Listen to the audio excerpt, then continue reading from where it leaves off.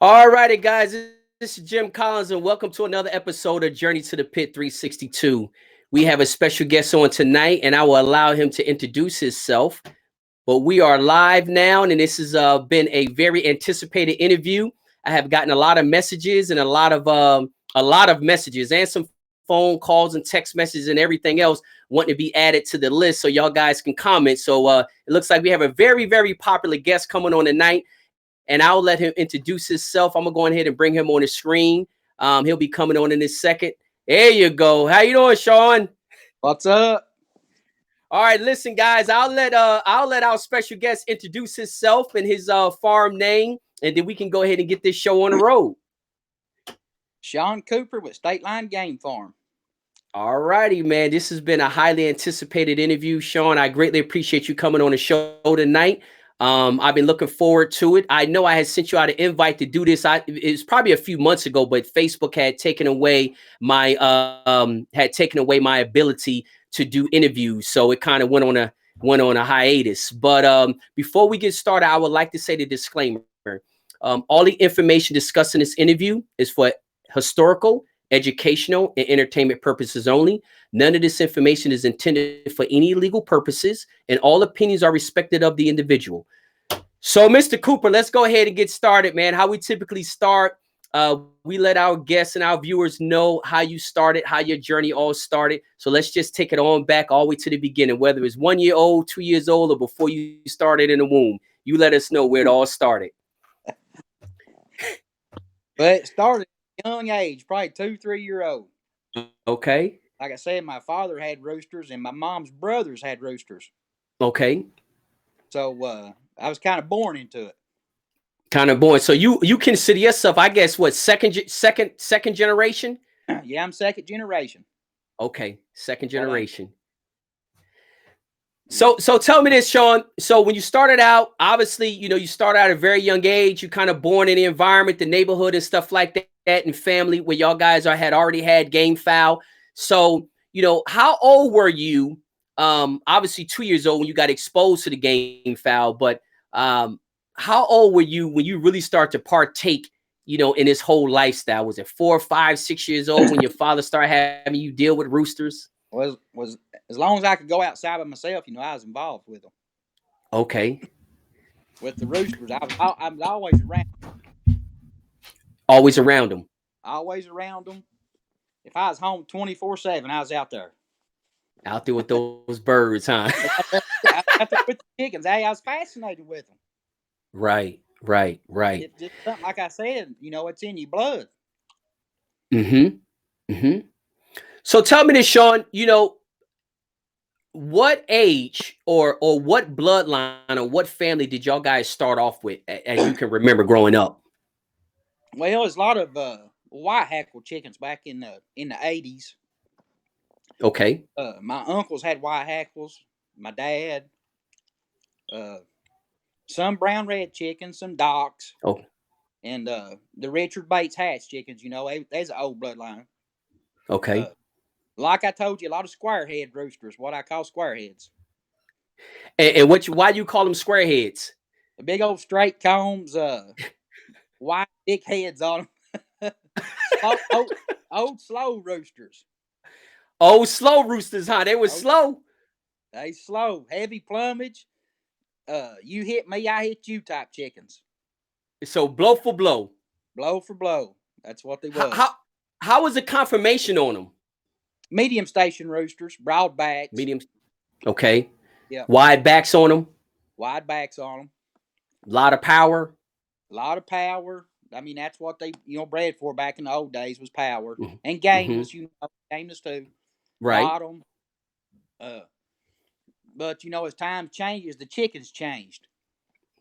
That's a great point. That's a great point. So it kind of brings to light how you have to always be open-minded to make adjustments to keep up with the times, correct? Right. Well, speed chickens started coming around, and just like in anything, speed kills in basketball, football, whatever, and just had to adapt to the chickens that was revolving and coming in around our area. Right, Just right, all right. up. So tell me this, Shawn, which you making some adjustments from what your basin started off with, you know, that what did you start to bring in to kind of get to what you wanted to try? Or how many things did you have to bring in to find Well, what you really liked? at a younger age, all the chickens there was my father's. Okay. So he's more old school and I'm new school.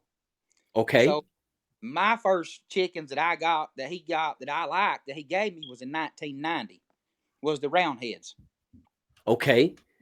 Fast and And Furious. Fast and Furious, huh? So where did the round Right. heads come from? Is it something that he had already bred?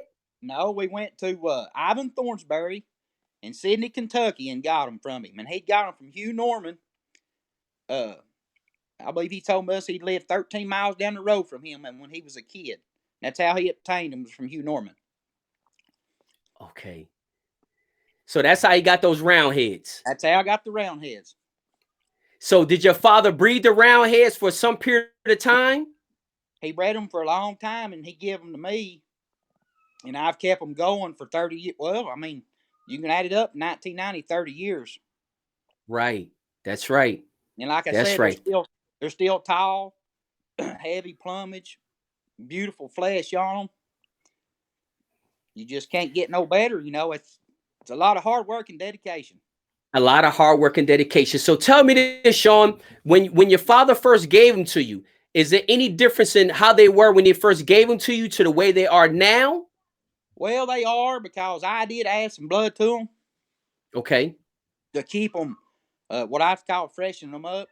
And Mm-hmm. I've only done it one time in 30 years. One But time in 30 years. right, they was kind of real tight feathered roosters when we got them. Okay. And I put the plumage in them.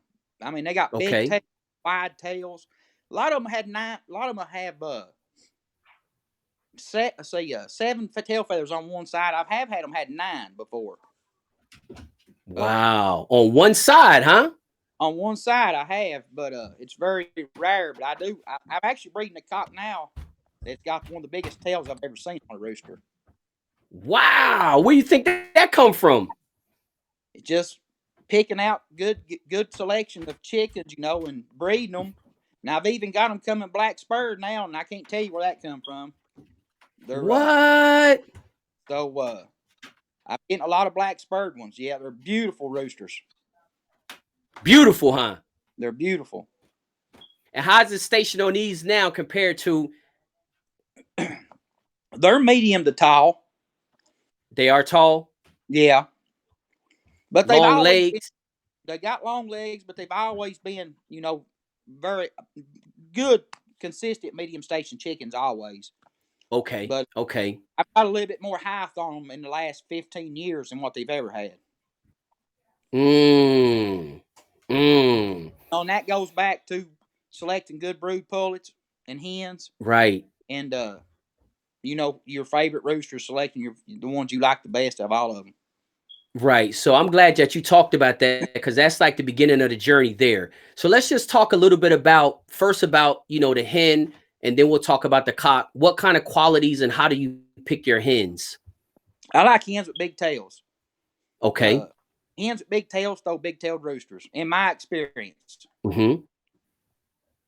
Some people might disagree, but if I raise 15 or 20 pullets, it's sisters. Mm-hmm. I like the ones at the top. It's just like a cocktail feathers. It turns over just a little bit, a slight Okay. turnover. I'll Okay. pick those hens above every other hen in the pens with them. Those are the ones you had the most success with, right? Them's the ones I like and I have the most success with. Because, like I said, I like pretty roosters, big tails. Mm-hmm. Mm-hmm. Now tell me something. Tell me this, Shawn. How about the body structure on them? Be like wide backs, narrow backs, short legs, long legs. The round heads that I raise would be biggest one would be 412, 414. I mean, that's it. I'd kill him dead. A Okay. lot of 4.6, 4.8, 4.10s. But with Okay. So that's your average there, like 4.8, 4.6 to 4.10. right. And but with long legs, they're really tall for their size. Mm-hmm.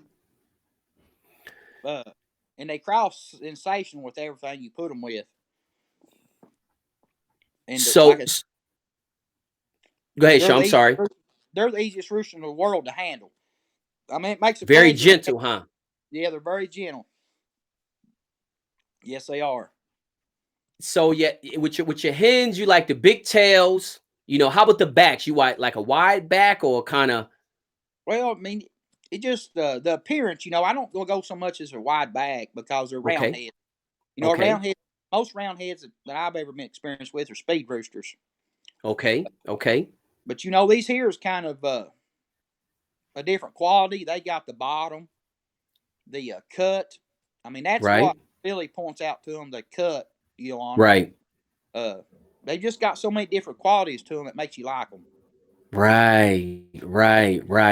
And like I said, I've had them 30 years, so it's hard not to talk about them. Of course. Well, I mean, if you had them 30 years, you should be talking about them, because if you ain't talking about them, then nobody else should be talking about them. If the man who created them ain't talking about them, then nobody else should be talking about them. But yeah. So let's kind of move over to the cock side. How do you what do you look for in a brood cock? Well, just the good nature, the long, you know, the medium to high station, big tail. I like big tails. I ain't gonna lie, that's what I like, and just the gentleness of them, the flesh on them, their eyes. You know, I ain't a real big eye person. Red eyes. I mean, I like red eyes, but I've had some awful good chickens that's had green eyes. I mean, I ain't gonna lie, they've been just as good as the red eye ones. Listen, it's funny that you said that, because today in a group, the Journey to the Pit 362 group, they had a question. A guy questioned and asked, why don't people like roosters with green eyes? So have you ever heard that before? I've heard it 1,000,000 times. So what do you think that comes from? Or why do people even ask that question? You know, I never know. I never have figured it out. But a rooster don't win with his eyes. You know what I mean? It's just everybody's got different opinions on them. I mean, I like red-eyed roosters, but like I said, the green-eyed ones has been good too. So I mean, if I've got them, you know, I go through with them. Do you have many green eyes that come through? Because you pretty much stand with the same stuff you done had, like you said, for 30 years anyway. Right. Yeah, I don't get very many green-eyed roosters. I mean, I get some occasionally. Most times it's just one eye. Oh, just one eye, huh? Right. You know, I don't get a whole bunch of them, but I get some. You get some. Right. Okay, so that gives us an idea kind of what you look for in picking your brood stock. And you said, like, just to recap, you know, with your hens, if you, like you said, if you got 5, 6, 7 sisters, you want the one kind of with the biggest tail that curve over a little, just kind of like a cock. And with your cocks, you want, you know, medium to high station, really good flesh on them, and a very, very gentle attitude, you know, with your brood cocks, correct? Right.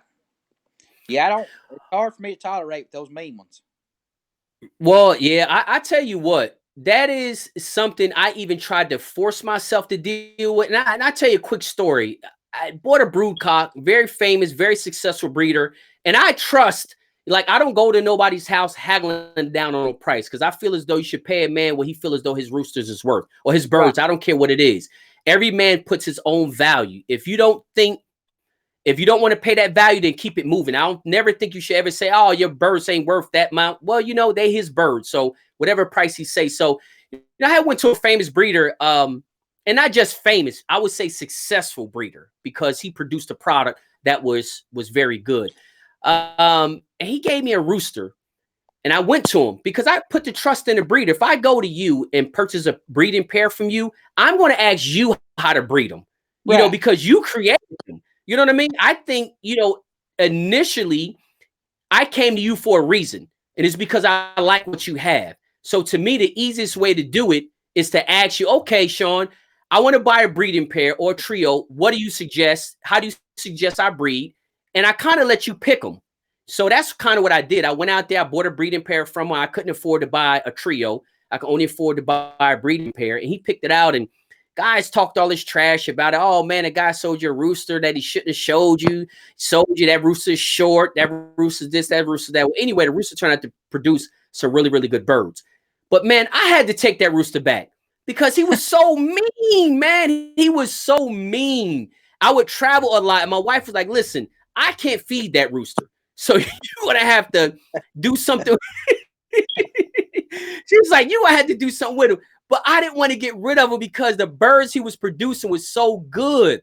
So eventually I had to take the rooster back because my wife couldn't deal with him. And when she would try to put the food in the cup, he would knock the cup off the cage, and she would have to go get the broom and put the broom in it to try to scrape the cup, to the edge so she can grab. It was just too much. It was too much.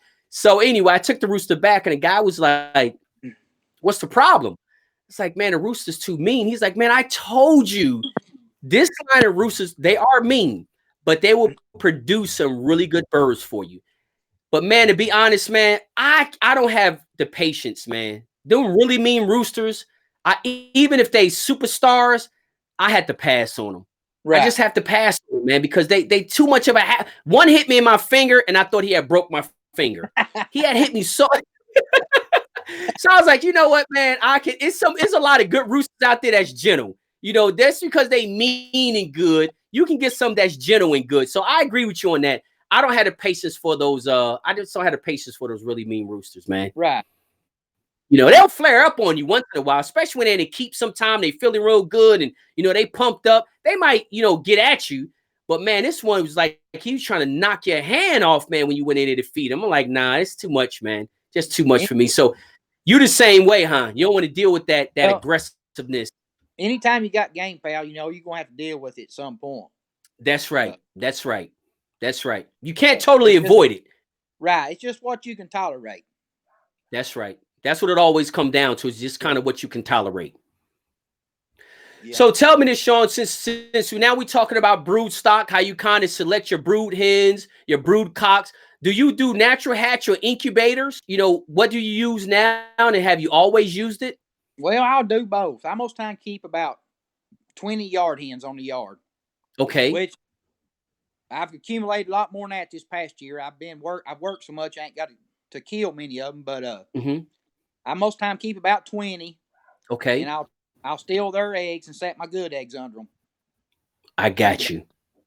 And then I've got incubators. I ain't a big fan of, if I really want to get some off early, January, February, I have to go with incubators. Right. Okay. Kind of speed that process up. Most of my chickens are hatched off March, April, May. Okay, so you kind of do natural hatch with the system that you kind of have, but you do use incubators to kind of get a little jump start on the season. Right. And I've actually got what I call two sister farms. I got two buddies that raises roosters for me, and they're all natural hatched. They're all natural hatch, huh? Right. Now tell me this, Shawn, since you do both, do you see a difference in natural hatch roosters versus, or just chickens in general, even with the hens? Do you see a difference in, say, health, resistance to disease or durability? Do you see a difference in the ones in the incubator, in the natural hatch, your experience? And not really. But I'll tell you what, the natural hatch is a lot easier to work with because a lot less work. You got to be the mother of them incubator hatch chickens. That's right. That is exactly right. And it's a lot of work. It's a lot of work. It is. And I tell you what, a lot of times I'll set my incubator a tray. I set it on January the 1st. And I'll try to get me a hen that's set in January the 1st. Or I'll wait till one set and then I'll set me a whole tray where I can give her 70 or 80 diddles. Okay. And I'll let her mother them diddles. I don't have to do as much my part. She'll do most of the work for me. Right. I raise a lot of roosters like that. Right. But it's hard to get a hen to take that many deals. But when you do get one, you never forget her because she's a dandy. She's a good one. That's right. That's right. So you try to, those are golden hens right there, because they can take a lot of work off of your shoulders, and they can take a lot of work off your shoulders, period. So you can't. My experience with those hens is like that. The hens that you can reach your hand up under, they don't peck you. Right. That's gentle. Those are the hens that most time would take the diddles. Got you. Got you. So though that's kind of what you look for. So tell me this. Is it any particular can you understand like how those hens do you breed those hens? Is the I don't breed them. I go through and, like I said, I might set 20-yard hens, and I right, can most time tell by their aggressive nature if they're going to peck me if I stick my hands under them or whatever, rob the eggs, and right, I'll use them like that. And if I do put them in there, I will watch them. I'll put them in on a Saturday or Sunday where I'm at home, and right. I'll watch them theoretically all day to make sure they ain't beating up on the babies or nothing. That's right. They take them. And they take them. So And they that take takes a big load off your back, don't it? right. So that's what I do. I mean, 8 out of 10 times, that's what I'm doing. I'm giving 70, 80, 90 chicks to one hen. Wow. Yeah. And then when they get up feathers on them, 5, 6 weeks old, I'll move them out to a water Okay. hen where they can run in and out. Okay. So that's the next thing I want to talk about. So you said 5 or 6 weeks old, you move them. I move them. And, if the weather's permitting, because we got crappy Right. weather. But if the weather's permitting, I'll move them out where they won't get drowned or froze out. Because 80 or 90 kills, it's impossible for a hen to cover them. That's right. But they gather all around her and they stay warm if the weather's right. So I move them outside and let the hens raise them. And when they get big enough up big enough, I'll just turn her out with them. And it's kind of weird to see a hen come to the yard with 60, 70, 80, 90 chicks tagging behind her. Wow. You're right. I ain't never seen it. I have never seen it. It's unreal. I mean, you just have to see it. But wow. So if I walk up to your yard and I see a hen walking with 80, I'm like, what the heck? Hey, like I ain't never seen nothing like that. You come here in March and April, you liable to see a bunch of them like that. So that's actually good though. So you have designed a system that works for you. And I think that's extremely important because again, we haven't had anybody on who kind of used that same identical system. But I'm pretty sure somebody's watching will take that in consideration and probably start to try to do that same identical thing. So let's just recap that so they understand. So you kind of find, you use part incubator, part natural hatch. You'll try to get that incubator started. But if you can find a hen around January that's setting, you'll try to throw that first tray up under her, correct? Right. I'll set a batch with her and I'll set a batch in the tray. Got you. Okay, so the batch of her and a batch on the tray. I got you. I got you. So you'll kind of have a start of 2 batches starting out the season. And I'll work them right up under. Okay. And like you say, you'll keep the biddies with her for about 5 weeks, weather permitting. Right. I keep them on diddle wire pins off the floor for about 5 or 6 weeks. And then I'll move them. I'll transfer them out if the weather's permitting. And later where they can run in and out with her. Got you. I got you. Okay, so at the 5-week mark, now weather's permitting, the biddies is out, the chicks are starting to run around, she's out there doing them. Do you vaccinate? Do you not vaccinate? When do you start worming? Let's talk about from that 5-week point, what do you do then? Jim, I've never vaccinated for nothing. Okay. If you start vaccinating, you got to do it every year. And I've never vaccinated for nothing, and I've always had a healthy flock of chickens. But just like I said, hard work and dedication is what it takes to raise them. Right. So tell me this, Shawn. What do you or when do you start putting the chicks on their own feed? Well, about 8 weeks. I run starter and grower through them. Purina is what I feed. Purina starter and grower. Okay. From Tractor Supply. Okay. About 8 weeks, most time I'll switch. I don't just wean them off of it right then. I'll mix a 5 grain about 50-50. And then I'll kind of wean them off of it. Okay. So you don't do cold turkey. You kind of walk it out of them. Right. I just don't quit it cold turkey on a medicated feed. I just, like I said, I work my way out of about half and half on a start, and I work it plumb out where I ain't feeding no medicated feed. Okay, so you do feed medicated feed, huh? I feed medicated feed, yeah. Okay, tell me this. Is it a reason why you feed medicated feed? Just for the coccidiosis.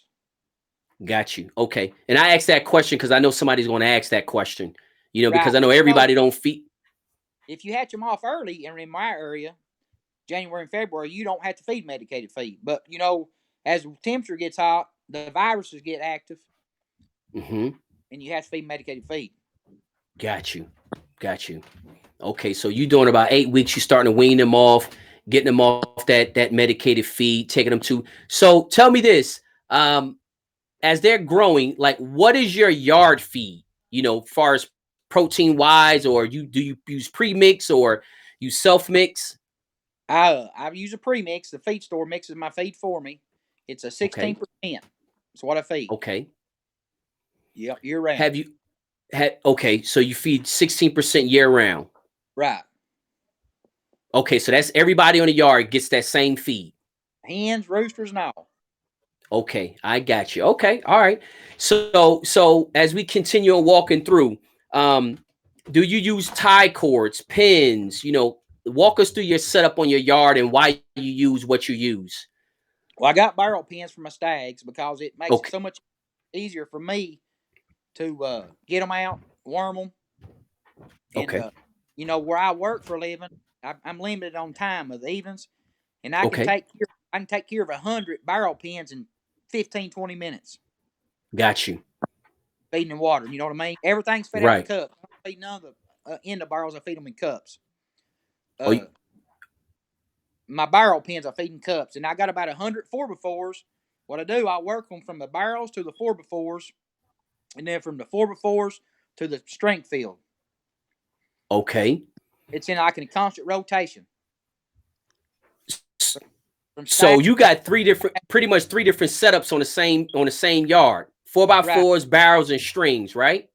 right. I work them from stags from 6 to 12 months old to bull stags, 6 to 12 months old in the barrels, 12 months to 20 months old 4x4s, and then from 20 months old to 2.5 year old strings.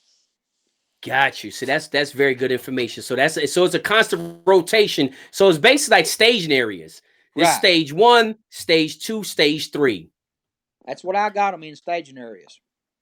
So tell me something. Do you have it set up like that because that kind of works best for you, or do you see that setup right there is something that kind of works for you and a rooster? Like you've been getting very good results from that setup. Well, the setups gave me great results over the years, and they're so healthy when they're eating out of bowls. They Okay, don't get nothing from the ground or nothing. You know what I mean?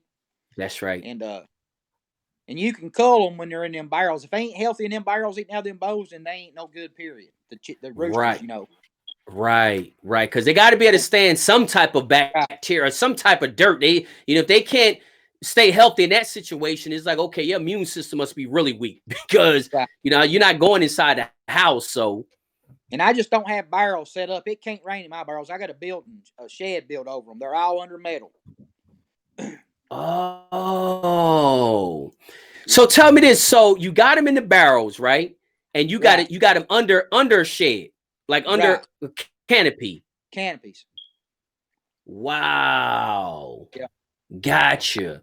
And you said you do 6 to 12 months in the 4x4s, right? Then Barrel from in the barrel. oh, barrels. Okay, barrels. So barrels are first place that they go. Then they That's go from there to the 4x4s, and then from the 4x4s they go to the string wall. right. Got you. Okay, what you got it? What do you have in your barrels as far as I most time put sand or shavings in them. sand or shavings? Okay. Yep. And is there any reason why you would use one or the other? Any particular reason, or is It's just not. whatever's available? It's just whatever's available at the time. I've got access to the sand and the shavings, so Okay. anybody knows if you got them in the barrels, you're gonna have to put litter in them all the time because they won't stay about 6-8 weeks and it's all kicked out. Got you. Got you. Got you. So it's kind of constant rotation in that also. You getting Right. in there, you okay, you refilling the bedded and stuff. All right. So you got your system like that. Tell me this. What age do you start worming them out? I worm my chickens, my babies probably about 2 months old. About 2 months old. Any Yeah. particular wormer that you use that you have had success with? last 4 or 5 years, I've used that hydro wormer. It's from Mexico. Mm-hmm. What I've been using, but for years I used Wyzine 34. You know, that was You haven't. right. That's what I had available at the time. That's what I always used. And it done you right. It done me right, but you know, it won't get rid of all the worms, but it'll get rid of the tapeworms. Oh, and the tapeworms right there is the ones that's tough on the bird is them tapeworms. Right. So and then when they get old enough, 5, 6 months old, you know, you can use lye. I use a lot of lye when I worm. You do, huh? I use a lot of lye. Wow. Yep. So what age are you starting with the lye? Well, you can't give them lye very young, so they lock their crawls up and kill them. Right. Hey, listen, I learned that firsthand one time. About 200 of them out there dead. What? Sure did. I tried it one time many years ago, and they was about quail size and banny size, and they was laying everywhere. Crawls locked up on them. Get out of here! Yeah. Nobody told you to not give it to them at that age. No, learning experience. Learning experience. Well, now that you said that, and you said so, you have had really good success with the lye, huh? I worm with lye. You know, I rotate my wormer, but I use lye all the time. All the time, huh? All the time. So listen, let us know the mix that you use. I put 2 tablespoons per 5-gallon bucket. Soak it all night with oats. Wow, 2 tablespoons, 5-gallon bucket with oats. Right. So how much oats would you put in a 5-gallon bucket? I put it up probably 4.5 gallon. Then you about know 4.5. It'll soak it up, so you'll have to keep adding water to it all night and stir it up. Right. So 2 tablespoons. And I mix it with warm water. With warm water. Right. Because if you put the lye in cold water, it just clump up on you. Right. So tell me this. So how much of that do you feed them out, or you just, you know, how much do you feed them? Well, I hold their feed the day before, and right. I'll give them about 2 tablespoons of that feed the next day. Okay. So they gonna be empty. When they get that, they're gonna be pretty much empty when they get in that wormer. Right. And that wormer has pretty much, I mean, that lye pretty much, I have never used it before. That's what I'm asking, but I have seen a lot of guys use it with success. So it pretty much kills everything. Right. It does. It's a very good, it's an old time wormer remedy. Old time wormer remedy. Yeah. Wow. That lye. So that's kind of what you did. So, you know, now we got to the worm, and you said we talked about your feed. Can you give us a little bit more detail about, we know it's 16%, but kind of what's in your feed, or what makes up your feed? I feed corn, oats, and pellets. Corn, oats, and pellets, huh? Yep, that's what I feed. Wow, all year long, 16%. All year long. That's amazing. So tell us now also too, what is the weather conditions like? You know, not on extreme end, because I know sometimes y'all guys get a whole bunch of rain, but that's not normal every single year.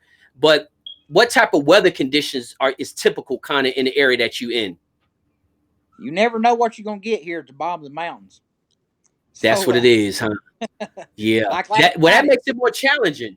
Last night at 16 degrees. See? And what is it now? Like 50 or something like that? 40 something, or? Now it got up about 40 today. Right. So from 16 degrees to 40. Right. Yep. Kind of like, yeah, but that's very challenging too. Tell me this.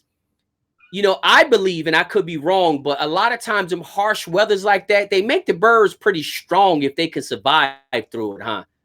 It does. It gets them mentally, physically. I mean, the climate control, you know, it changes so much. Right. And I'm telling you straight out, if we got bad weather, like we ain't had real bad weather this year, but last year, it will cull the sick ones out. It will. The weather do it for you, huh? The weather will do it for you. You go out there on a cold day, and you can tell the difference in the ones that's not healthy. Yeah, that's right. You can you got that right. It's the same thing with humans too now. That's right. See, some humans, when they get real cold, their body just start falling apart. They start coming with all kinds of elements on just one cold. If I if I want to go look and see if I got healthy chickens before I go to work in the mornings, when it's 10, 12, 14 degrees, I walk to the field before I go to work. And that right there going to tell you what's potentially on the chopping block, huh? Well, I can tell, which one's the healthiest roosters I got, Right. and kind of know where to go from there if I'm going to use them or not. Right. Right. Wow, that is something. So we pretty much covered a lot. We covered your brood pens.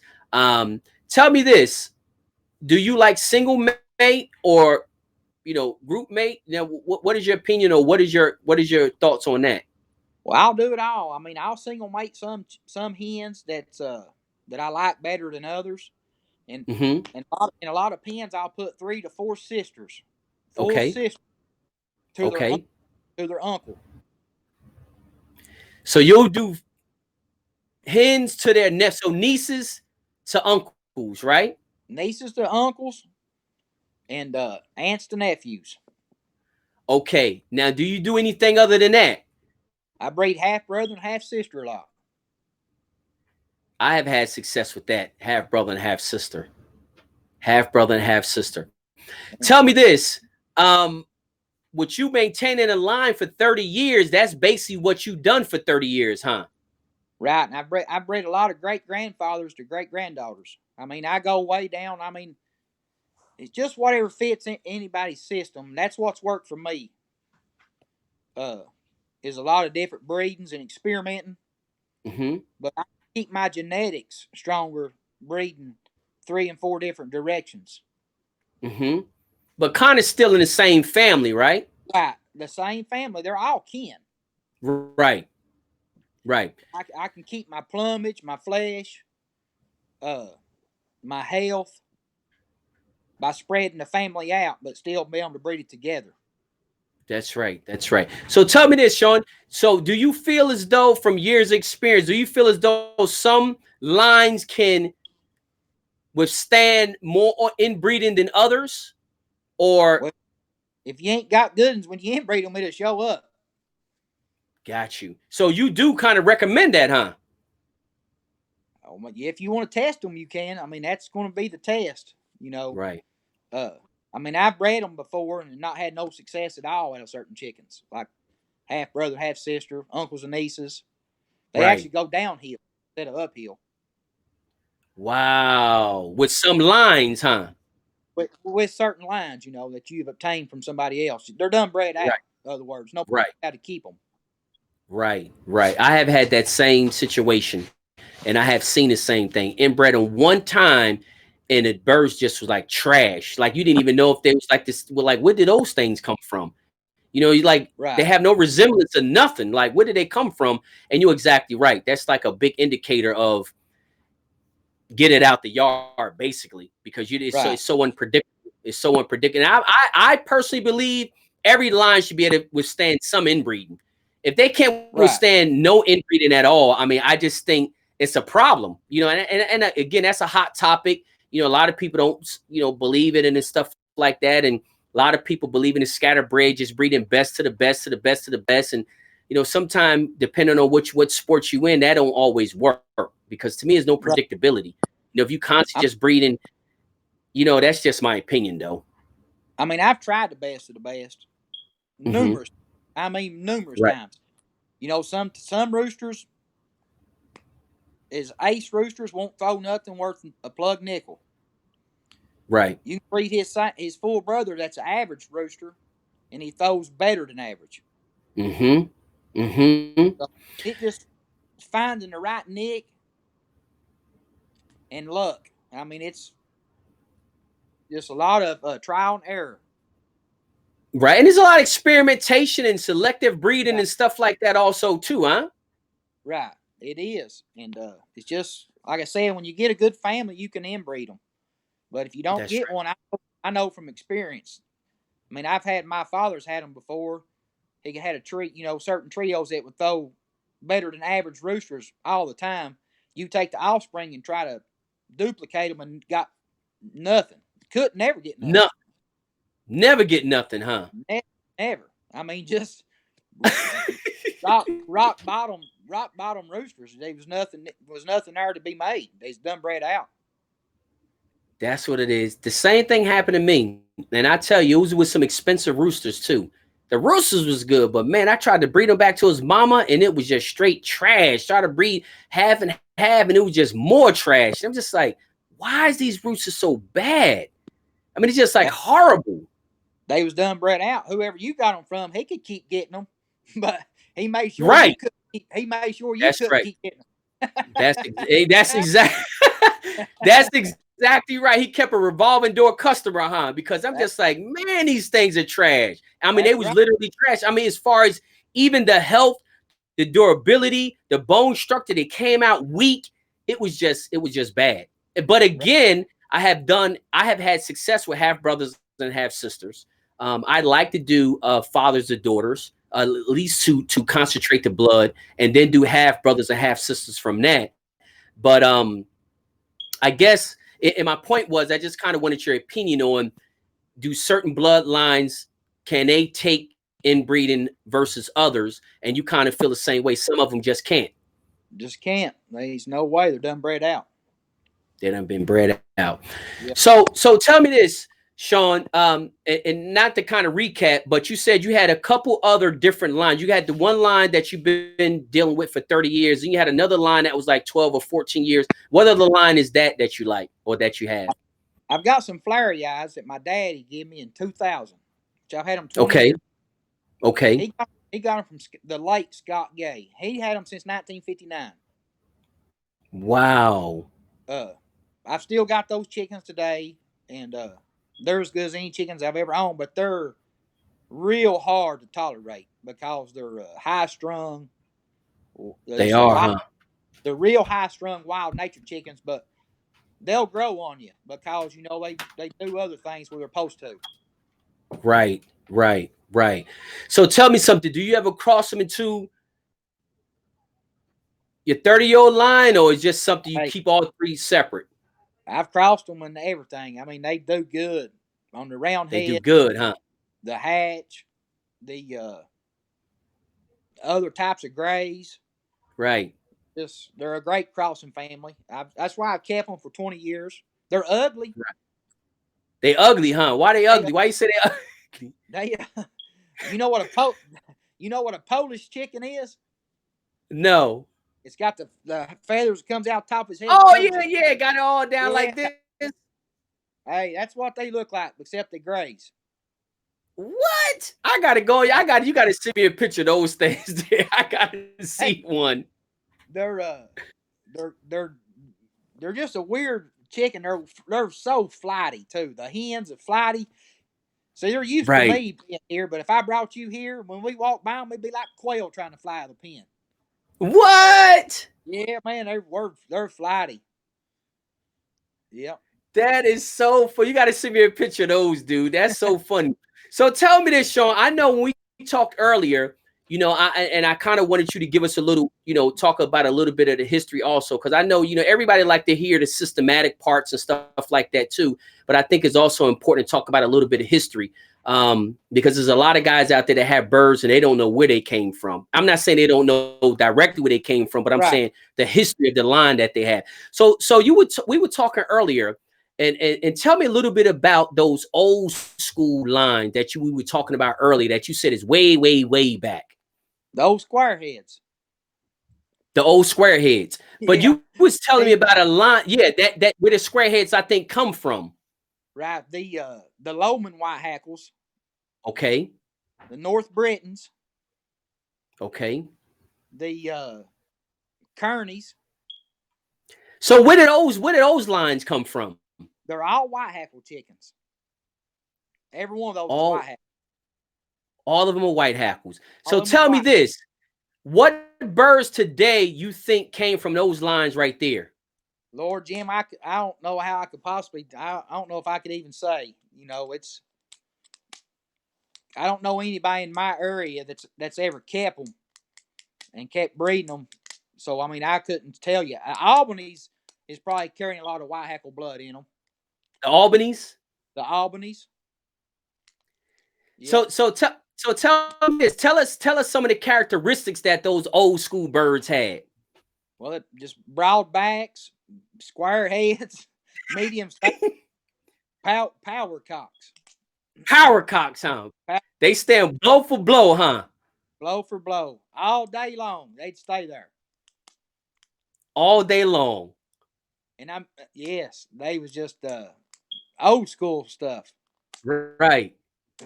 Yep. So that's very interesting too, man, because you have been around and a lot of other guys have been around, but a lot of times it's, just because you've been in the game 30, 40 years don't mean you've seen the same thing that the next person had. But it's really good to see how you have seen the birds evolve, like you say, needing different things to kind of keep up with the times. So Right. it's kind of like you have to keep searching. You have to keep your eyes open, understand what your competition is, and understanding what you need to adjust to keep up with the competition, huh?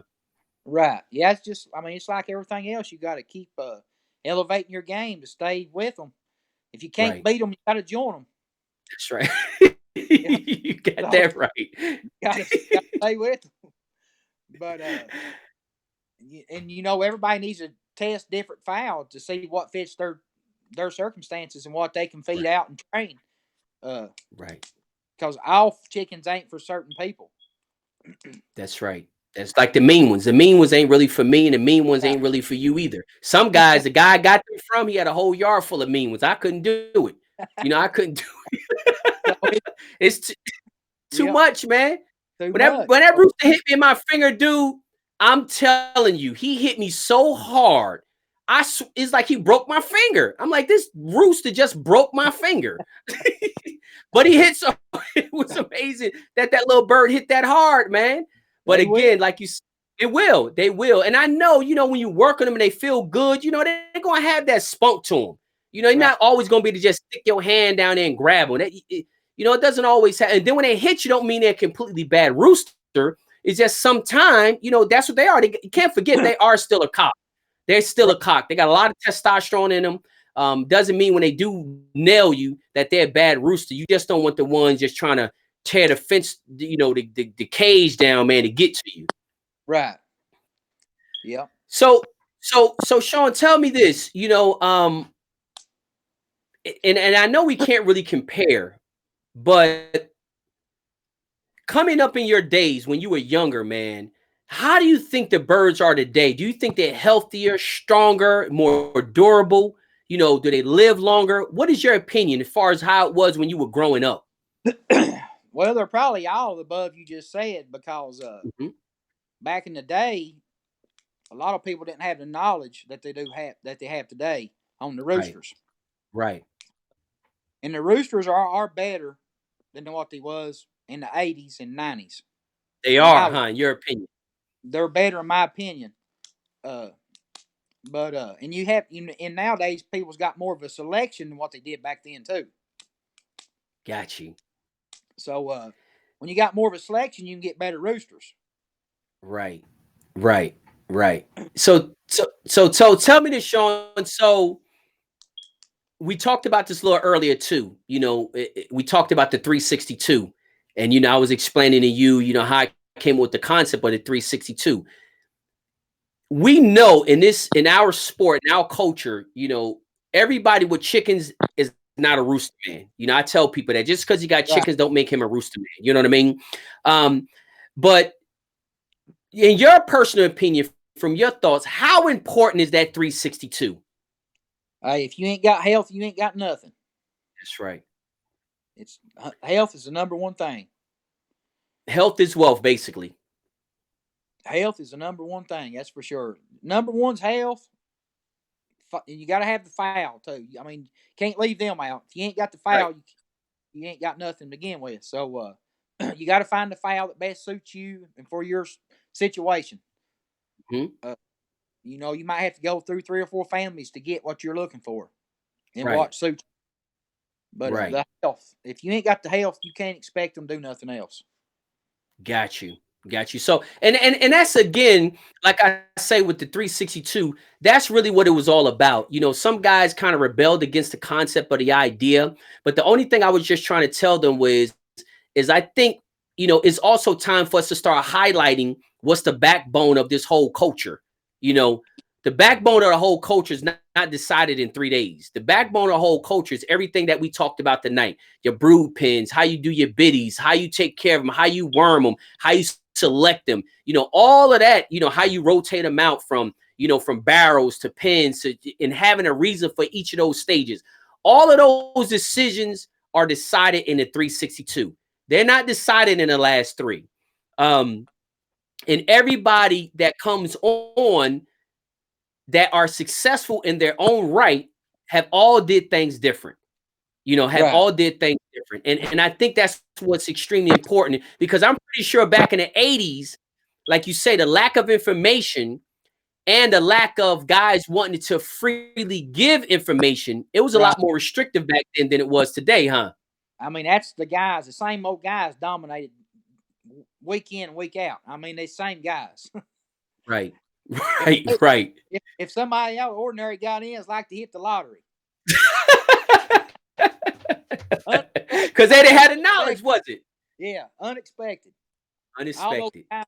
Was going to them cocker schools and you know, in the 70s and 80s and 90s. And of course, you don't go to them no more because everybody's got so much knowledge, they spread it out. Right. And friendship gets you knowledge. Right. Exactly. On the chicken. So, like I said, it's just a lot different now than what it used to be when in the 80s and 90s. Right. And basically now, you know, I think it's a lot easier to gain that access to knowledge, you know, than it was way back in the day. So you see a lot of guys today that probably wouldn't be able to survive in the 80s and 90s back then. Old timers. Right. Right, buddy. Yep, they wouldn't tell you nothing. Wouldn't tell you nothing. That's exactly right, man. I'm telling you, that's exactly right. And I tell, you know, the times, like you said, the chickens today are better than they were back in the 80s. And I think the rooster men today are a lot more knowledgeable than they were back in the 80s. You know, it was there's more rooster men too, obviously. Right. You know. Exactly. So exactly. But a larger percentage, put it that way. That's what I should have said. A larger percentage of rooster men are more knowledgeable today than they were back in the day, back in the 80s. Right. Right. Yeah. And even in today's time, with things being as accessible as possible, it's still tough because everybody got access kind of to the same information. It all comes down to who putting the right combination together, huh? That's right. Got to pick out the right team. That's right. The right team. The right team. So now, you know, what you saying that, you know, say a guy wanting to get involved in the, you know, or has actually been involved in the chicken sport and want to go out and acquire some brood stock, you know, what type of stuff should they be looking for as far as even not just with the birds, but even with the breeder, you know, facilities, health, or, you know, what kind of things would you, if you had to go out tomorrow and start looking, you had to start all over, what would you be looking for? Well, you know, I wouldn't look for facilities because a lot of people don't have good facilities, but they still got good roosters and, you know, chickens.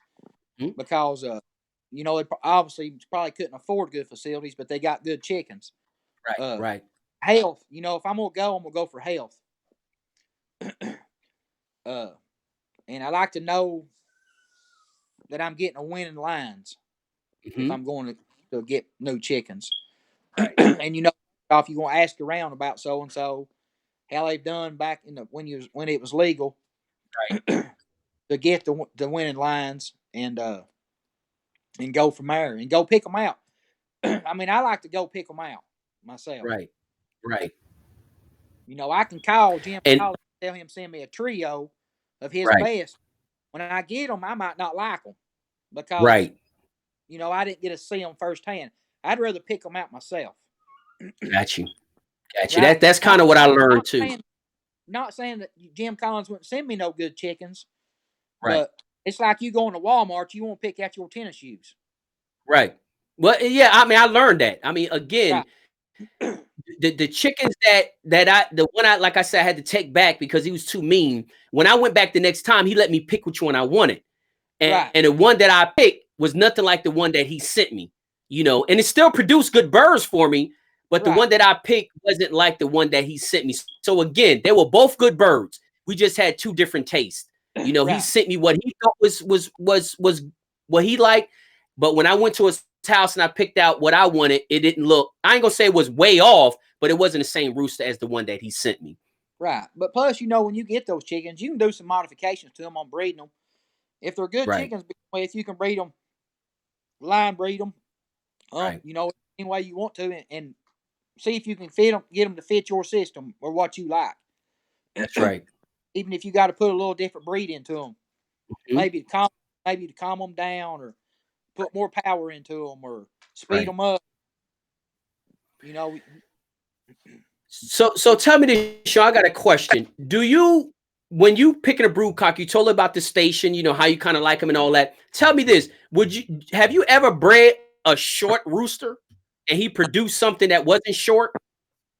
I have, but I've not had real good success with it. It seems like if I breed to a short rooster, I get short roosters. Yep. Yep. Oh, Yep. Yep. Yep. from my experience, that short rooster is carrying a short rooster gene, Hmm. and he Yep. throws it. And if you breed Yep. off his daughters, guess what? The daughters take after their daddy. Yep. You keep getting it That's right. right. Keep get right down the line. Yep. That's it. And I asked you that because that's a conversation that I had. And I was just saying, based on my experience, I have done it with a short rooster. And I'm telling you, man, I always say, man, to be honest, if you want a brood cock, start off with something that you like. Don't Right. start off with something that you don't like, hoping you're going to create what you like. Right. Start off with something that you like out the gate, you know, and that's just kind of what I learned, because when I started off with a rooster that I really didn't like, I liked his line, but I really didn't like his conformation on him and stuff like that. I mean, what he produced, it always to me was like, he's good, but I don't really like him. But because we Uh, all have roosters that's good, but we still might not like him. Like, that's a good right. rooster, but I really don't like him. It's like me, you know, I've got like 10 breeds. I mean, I've got all kinds of breeds of chickens, but I like certain ones better than others. That's right. Yep. So, I mean, it's just, you know, everybody's got their favorites on their yard. Right.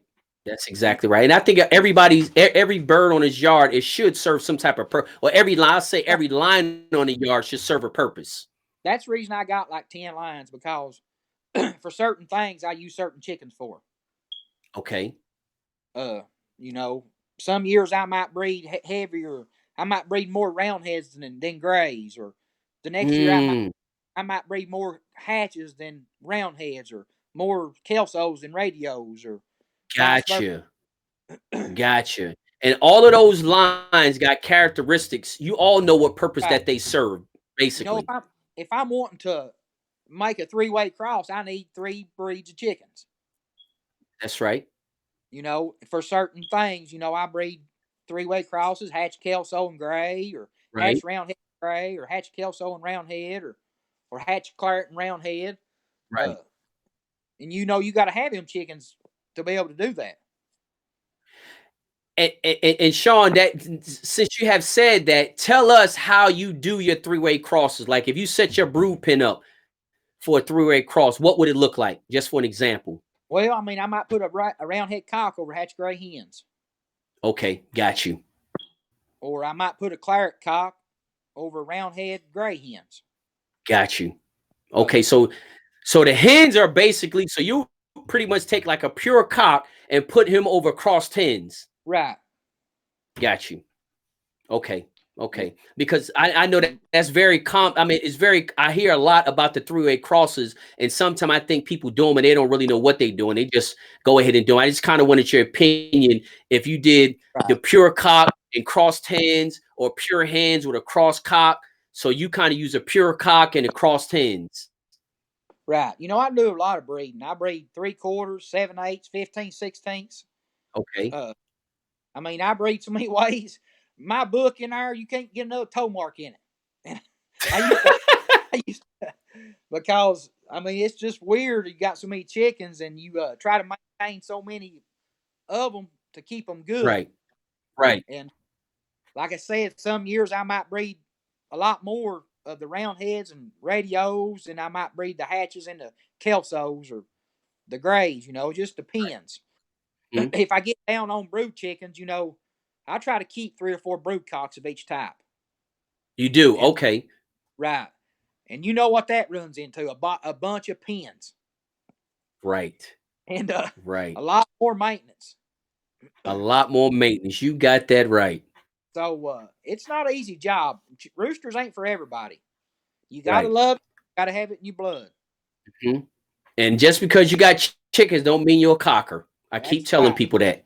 And here's Just the thing. because he got chickens don't mean he's a cocker. Now you got to be careful who you listen to, because people say, "Oh, he got about 100 over there." That don't mean nothing. It don't mean nothing. I'm telling you. And again, I'm not trying to be, I'm not trying to be sarcastic about it, but I just seen it. It don't mean nothing.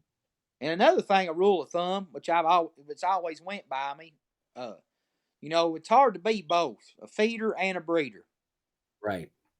It's either you're good at one or the other most time. If you're good at both of them, you're an ace in the hole. Right. Because there ain't many. There ain't many. I'm just telling you. It's just hard to find. They are out there, though. I ain't going to lie. They're out there. I know some. Right. Right. But, it takes a lot more time to be both of them. I mean, it's a lot of work. That's what I was going to say. Yeah, and you know what? And it ain't even, in my opinion, it's not even the lack of the ability. I think it's just the lack of time. It's so much work that got to go into both aspects of it. Unless you got a very small operation, unless you already. It's like this. You got to be dedicated to 2 different things. Right. Not just one. Right. And both of them take a lot of work. Both of them take a lot of work and time. Yep. And breeding chickens just don't come in 1 year, 2 years. I mean, any Joe Mo can go get a trio of chickens and race and battlecross for 1 or 2, 3 years. But then guess what? He's out of them chickens. So you got to go back again because he don't have to breed them and keep them. Yep. That's that's exactly right. And I learned that when I got tired of buying chickens from the same people. I said, you know what? I need to buy some brood stock, man, because I'm tired of buying 17, 18, chickens a year to take through the season, and I kept doing it over and over and over. And I said, I got to start buying. But man, it ain't easy. Breeding is not easy either, especially when you ain't starting off with the right stuff. It makes it even worse. Because then you start breeding something that ain't gonna never be nothing. Like us again with the short brood cock. I should have never even wasted my time with that. I should have said from the door, nah, it ain't it. Don't even waste your time with it. But I've always been fortunate to be able to obtain good chickens. My father helped me out leaps and bounds on getting good chickens. And I know so many people, I can just make a phone. It's just a phone call away. If I need something, right, I can get them. Right. That's exactly right.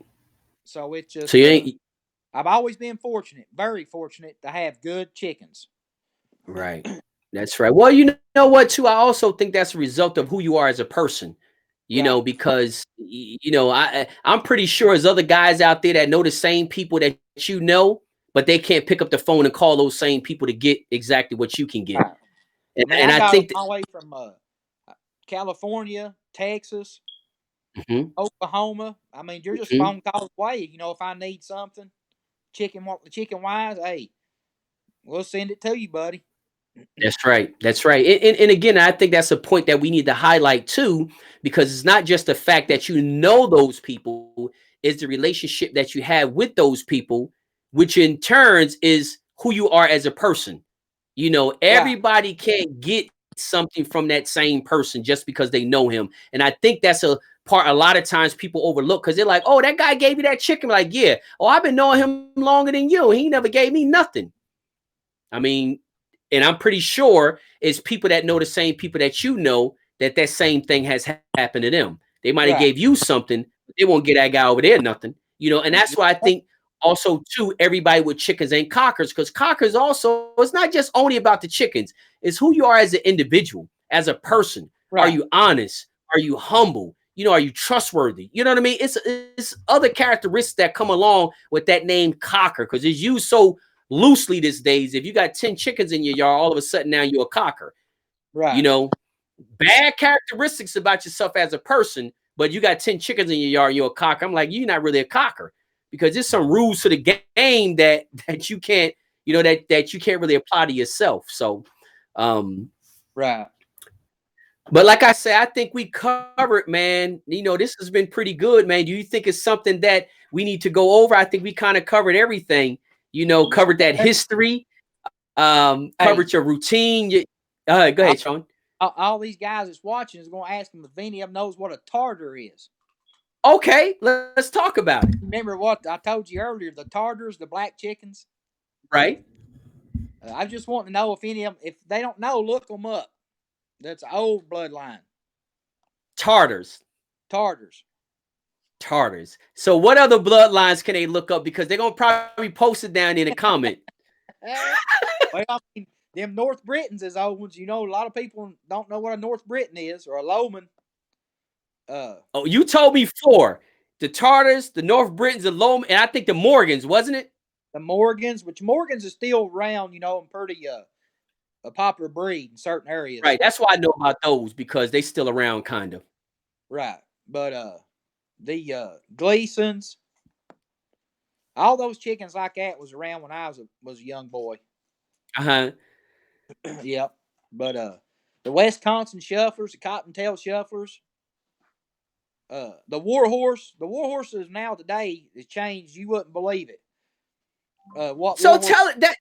That's a great point. And the reason why I say it's a great point, I want you to kind of go into a little detail about that, because a guy in Puerto Rico, which is a mail carrier, got some Warhorse. This was back in the day, but he got some Warhorse, and he actually did very well with it for 2 years, and then after that, he couldn't really, he didn't do good with it from that point on. But it goes back to what you said earlier. You might be able to do good 1 or 2 years, but it's hard to do good with them later on down the road. So tell us some little history about the Warhorse. The Warhorses was not a cold black rooster when they was back when I was younger. They was a brown red color, but they had a lot of white in their wings and tails, and they had yellow in their legs. Wow. I mean, they've transformed into I see them show them every day, cold black. What? Yeah, well, that's the way I have seen them. Right. The black, what they're calling black devil Warhorses, you know, back then they wasn't that color. But they've changed. Chickens has changed so much. But hold on now. So what you think has changed that? Just people's put different bloodlines in them and got them coming cold black. Right. Yep. So tell me this before we get off now. Tell us about them Britons too. Them North Britons are real dark wine red. Straight comb, white-legged, black spurred. What? So who had those back in the day? Well, my uncles had them. My neighbor had them. My father had them. Just different people around, you know. There was an old man here in where I lived at. He was a white hackle man. That's all he had was white hackles. He had the Lowmans, North Britons, the Kearneys. So how about the Kearneys? Where them Kearneys come from? The man that's around here, I believe he got them from Floyd Gurley. And that's where he got them from? Floyd Gurley. If anybody knows anything about Floyd Gurley, he was the white hackle man. He was the white hackle man, huh? It sure was. Now, was this back in the 80s? It's back in the 80s and 70s, late 70s and 80s. Yeah, he'd had them for years. Okay. Yeah. And you said some of that blood that drifted off. Now, a lot of these new guys don't know that old school stuff, huh?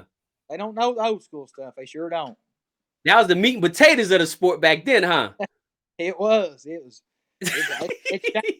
It's changed so much different. I can tell the difference in the rooster world has got so much bigger than what it used to be. Right. I mean, there's so many people got chickens anymore. They're just everywhere. Right.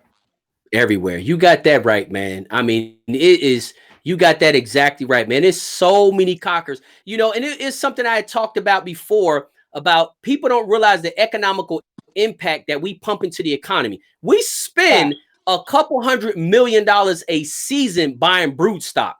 Just think about that. Yeah. As a culture, we spend probably $1 billion a year just in brood stock. Yeah, and plus the feed stores around here in my area would probably shut down if the rooster fighters is gone. Yep, that's exactly right.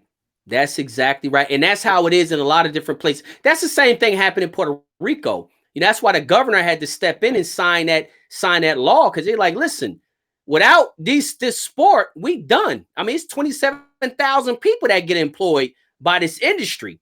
You know, it's 84 cockpits on the island. You know, it's $69 million being pumped that we taking off of tax revenue. That's not the money that the industry generate. That's just what they paying in taxes. And they're like, those taxes being used to fix roads, for our schools. I mean, $69 million is a lot of money on a small island. You know what I mean? Right. So, but it's like you say, I don't think a lot of times cockers look past the chickens and look at the amount of economical impact that we have. I mean, we're a powerhouse in the sport. As a sport and economical impact, we pump billions of dollars into our economy. That's right. Every year. You got to have wood, wire, roofing. Gasoline, driving, tires, tractor stuff, grass seeds. I mean, come on, we pump billions of dollars into the economy. And I always tell people, we got another part to our argument besides cultural rights. We got economical power too. We pump billions of dollars into this economy, just as much as hunters, horse racers, and everybody else. Oh yeah, it sure is. I mean, because a lot of cockers are do sport people. You know, a lot of cockers hunt. A lot of cockers do up fish. You know, a lot of cockers are do sport individuals. Oh yeah, I'm a big hunter too. I got to put that in there. I'm a big coon hunter, deer hunter. See, that's what I'm talking about. Yeah. That's exactly what I'm talking about. You know, we we're good people. You know, that's some of the things I have learned a lot with the case in Puerto Rico is that they really highlighted the positive aspects about the sport. And not just the heritage parts, but that's why I learned about the economical aspect of it. Really opened my eyes like, wow, if the island is generating that much money, that little teeny island, what is the United States generating? They got to be generating billions. If they generating millions, we got to be generating billions. You can't drive nowhere in my area without you seeing roosters somewhere. Yep. I mean, they're everywhere. And you can't go to any state in this country, I don't care where it's at, and not have a rooster man in that state. Oh, you'll see them. Yeah, if you drive the interstate, you'll see them. Right. And some states might have more, but every single state got roosters in them, period. Every single state's got them. Yep. Every single state's got them. So, you know, that's what it is. But like I say, I have kind of, just try to bring some other stuff to lights, man, about setting the standards, especially for this new generation coming in. I think it's extremely important now that we really start to highlight the backbone of this culture. You know, it's not about the last 3 days, not saying we discount them or forget about them, but it's a lot of other stuff that has to happen before you get to that destiny, and that's the part a lot of times that's kind of been discounted because it's not sexy. It's not fun. It doesn't look good. If you put clean water bowls or clean water cups on Facebook, it's not going to get 200 likes, but if I put a, pretty roost up there, it's going to get 500 likes. But I put up a clean water bowl up there. I'll be lucky if I get 3 people to reply. You know what I mean? So, oh, yeah. I know exactly what you mean. You know what I'm saying? So it's not the sexy part. But what the guys will understand is those trophies are a result of those clean water bowls. And that's what the guys, that's the part that they're failing to understand. They need to connect the dots. Like those trophies are a result of that 362. Those trophies are not a result of just them last 3, because them last 3 don't mean anything if those first 362 wasn't done right. That's right. So I've really been pushing that, and mainly towards, like I say, with the newer generation coming in, they've been coming in a lot of times with a false perception or been buying this dream of coming in, $1,500 trio, feed them for a year, and boom, I'll have me a trophy. And wonder why 6, 7, 8 years later, they still ain't got a trophy. They got every excuse in the book. Well, the reason why you don't have trophies because you missing the biggest picture. You weren't about how that rooster looked. Let me see what that water bowl look like. Let me see what that feed look like. Have you been worming them? It's minus 11 degrees out there today. Have you made a reason not to go out there and bust them water bowls? Or did you still go out there and do it? Those are key factors. You know what I mean? Can't skip today and water tomorrow. It's got to be every day. Right. That's right. And you work every day. And that's the thing about it is guys like you work a full-time job. You're very successful in the culture. and you work a full-time job, and there's no reason, there's no excuses. You still putting in that work. I work sometimes I work 16 hours, you know, eight on about every day. In the wintertime, 16 hours. But anyway, I keep about 150 cocks, and I got 150 other chickens, you know, hens and brood cocks. Right. So you can figure it up. I keep around between 300 to 400 chickens. 300 or 400 chickens, and maintain a full-time job and successful in the sport. Hey, listen, I do it by myself too, all the time. See? So there's no excuses. My oldest son, you know, he's married and gone home. He was a big part in helping me all the time. Oh, he was? My youngest son, he's a senior this year, so he's got other things on his mind. It's just me by myself all the time. Right. Yeah. And tell me something, Shawn. You know, I talked about this. Terry Shaw made a comment about this last week. When you pull up to the house, what's the first thing you do? First thing I do every day, I come in the house and take my work boots off and put my muck boots on and hit the fields. And that most time takes me about 2 hours, give or take, to do everything. Right. You know, it takes me longer when baby season comes in, egg gathering season comes in. Right. Takes me adds time onto me. Right. But you come out there, you got to spend, regardless if you work 8 hours or 16 hours, you getting out in that yard. I'm getting out in that yard. I mean, if you come to my house, most time you'll find me on weekends. I'll be out in the yard. Right. All day. Right. They about got a holler for me like I was a kid to come in and eat. Wow, because you out there in that yard. I'm out there in the yard. Yeah. That's what it's all about, man. And again, man, I just like to bring guys like yourself on. So again, we can talk about, like I said, the backbone of the culture. You know, it's not all about those trophies. And again, I'm not discounting them at all.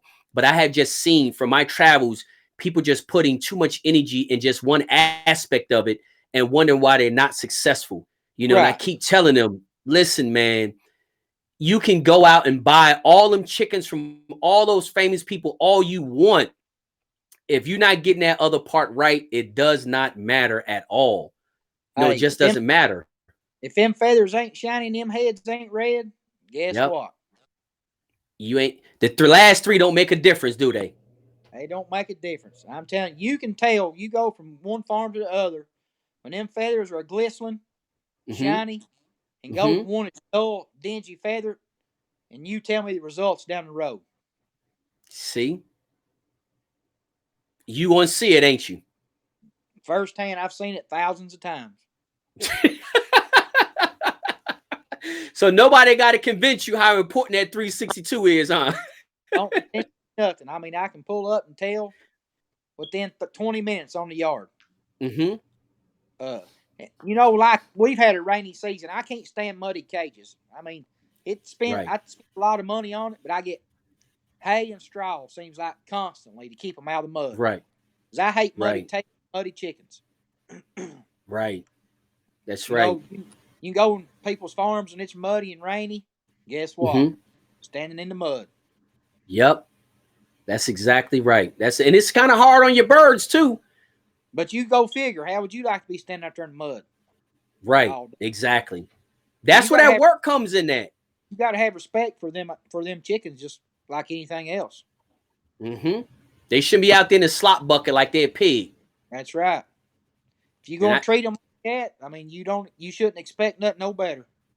Yep. That's exactly right. Well, Shawn, man, it's been a pleasure, man. And don't forget to send me some of those pictures. I need your page ain't really got much chicken pictures on. It ain't really got no chicken pictures on there, but I want to see those ones. I used to have them on there, and I took them all off because people were screenshotting them and trying to, I totally understand. Well, Shawn, man, it's been a pleasure tonight to talk, man. I really, really enjoyed it. You got a bunch of comments. I'm looking at it now. You got a bunch of comments in the comment section. So whenever you get a chance, if you can get in those comment sections, man, and ask, and get to some of the questions whenever you get time. I know it's late. We've been on here an hour and a half already. Yeah, we've been on here a little over an hour and a half. I told you it wasn't going to take no time before you. All day. That's right. I told you it could be 6 hours, 6 hours, and we'll still be on. That's why, like, plug your phone in. Yeah. But listen, dude, it's been great, man. I greatly appreciate you coming on tonight, sharing your information. I know we'll be talking to each other soon. Again, when you get opportunity, if you can go in the comments and address any kind of questions, guys, y'all know how to reach, to get in touch with him.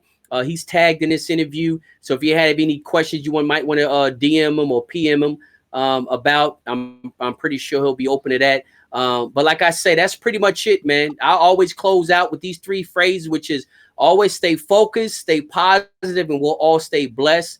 And until next time, Shawn, I'll see you then. Y'all guys have a good night. Have a good night, Jim. Appreciate it. All right. Bye-bye. See ya.